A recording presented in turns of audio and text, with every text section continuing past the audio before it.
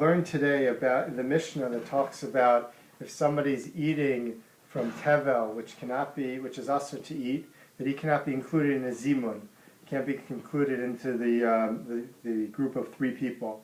What I want to talk about today is the halacha of what happens if something is asur to one person but permitted to the other two people, whether that will invalidate the zimun.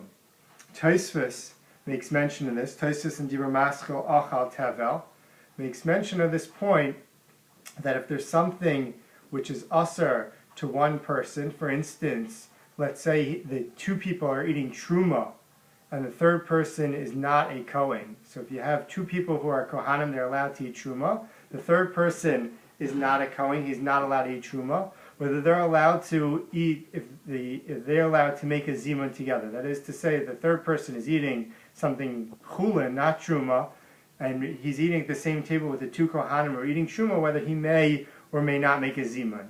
And Tosfos has the opinion that because even though the one person who's not a Kohen, cannot eat the truma, but since they could partake from his meal, therefore that's considered a group, and they're allowed to make a zimun together. Because the real idea, the underpinnings of zimun, is if they can be considered as one unit. So if people are eating something which is treif, something not kosher, then they're not considered to be a unit, a group.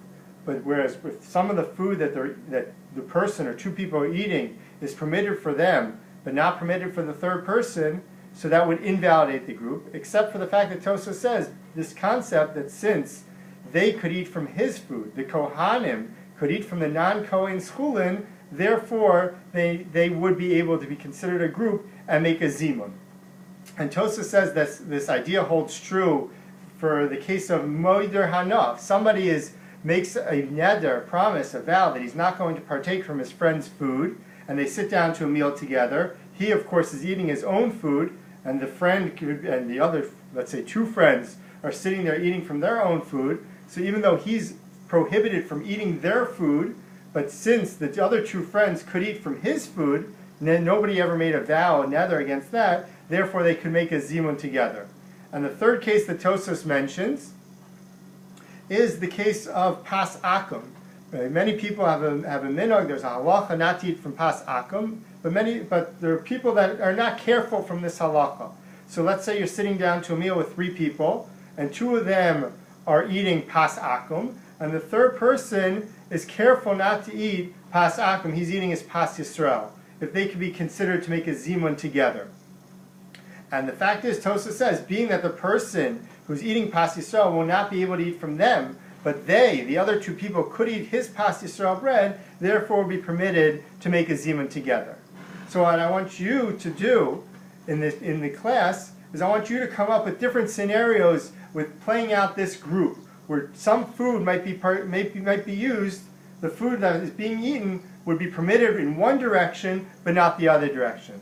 So think through this idea, based on Tosfos and the Rabbeinu Yonah, who says the same idea that the halacha that when that prohibited food cannot make a zimun on that. That's only if it's prohibited for everyone. But if it's only prohibited for one of the three people, and one directionally it could be accessed by all three people, then you'd be able to make a zimun on that food.